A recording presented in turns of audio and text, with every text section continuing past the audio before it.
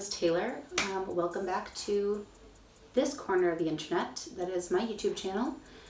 Today I just thought I would like to do a little story time, if you will, about why I left the US and how I came to live in France. Because yes, some of you may not know this, but I do live in Paris, France, and I have since 2017. So without further ado, let's get started.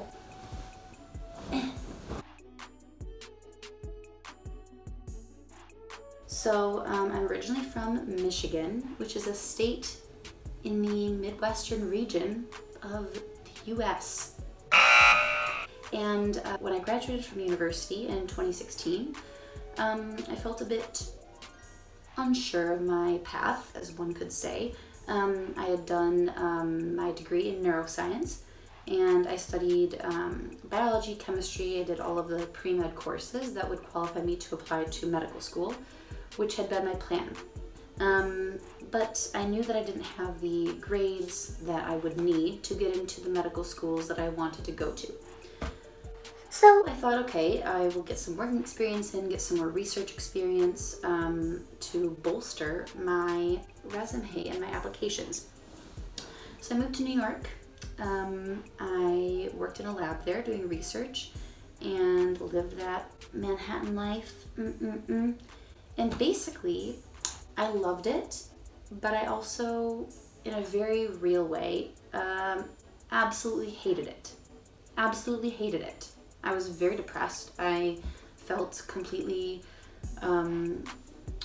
worthless. I felt like a disappointment to everyone in the entire world. I felt like a disappointment to my friends, to my family, and most importantly, to myself. And that was something I felt like I couldn't really live with in a very concrete way. I felt like I could not live with it. And so I realized all this was happening. You know, mental health, it is a very real thing. And mine was not doing great. Mine was in the red, one could say. And so I thought, okay, like, what can I do about this? I'm clearly not in a place that I want to be. I feel confused. I feel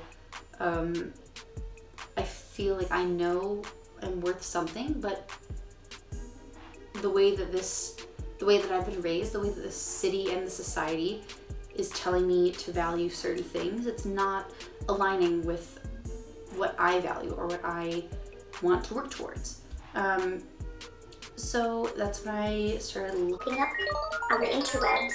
at different sort of intermediate things I could go do to just basically leave. Just go somewhere else, start over, start fresh.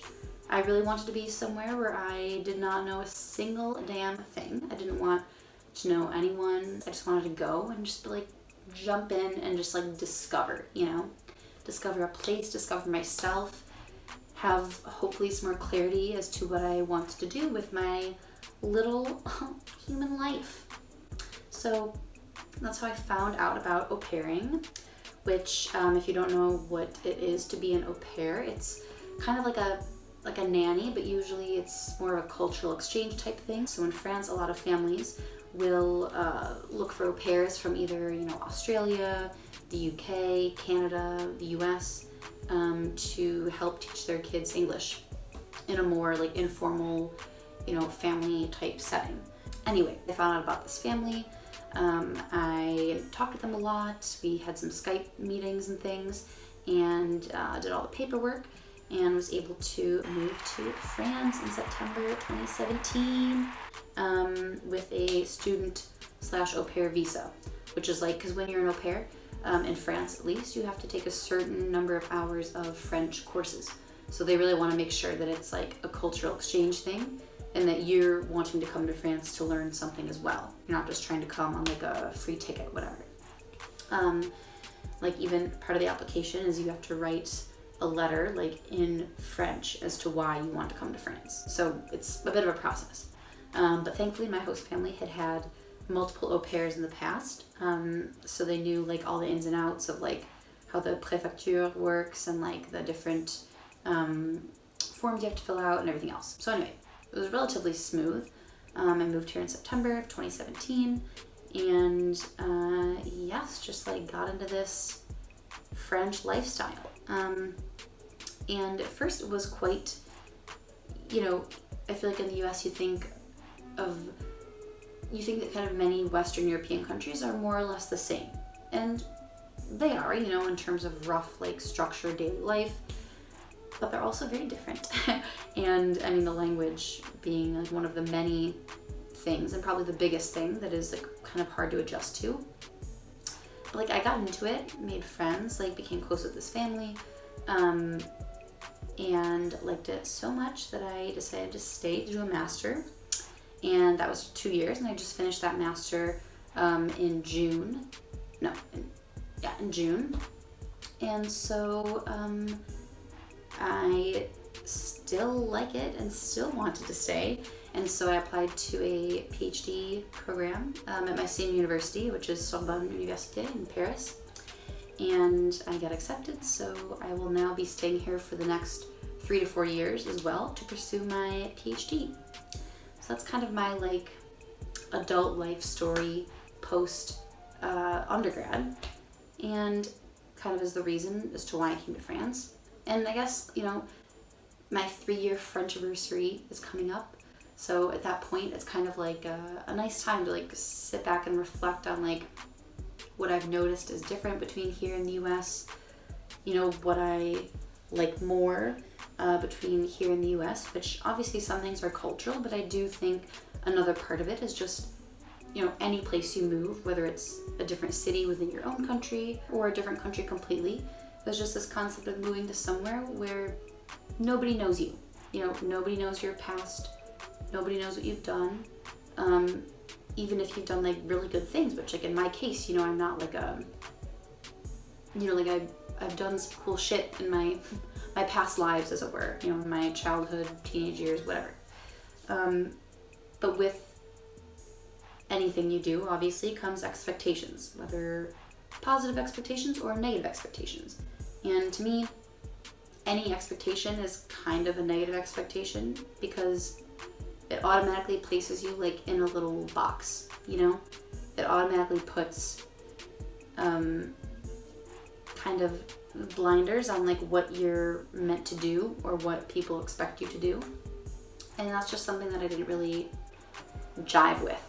I just kind of felt like I needed to like make my own way, figure out things for myself, separate of what my family and my community and my own little brain were telling me I needed to do in order to be successful or like worthy or whatever.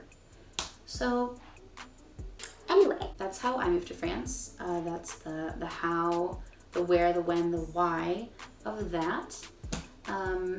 If you enjoyed this little chat, just throw it a like, leave a comment, let me know if you're someone who's moved abroad, like why did you move abroad? What made you make the decision to leave your home country? Did you like it? Did you not like it? Are you still abroad? I would actually love to make some more videos, more detailing the process of like how it is possible. And I do realize it's coming from a place of privilege because, as an American, which I am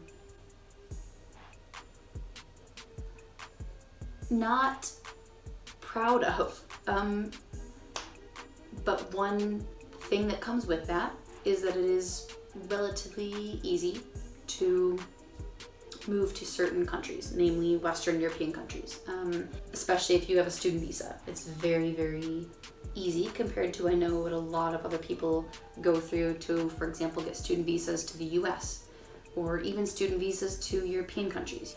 But anyway, yes, I think that is all for today because I have plans to go meet up with some friends and do some shopping in Paris. So have a great day, have a great time, and I will talk to you all soon. Peace out. It's Christmas. Let's go home.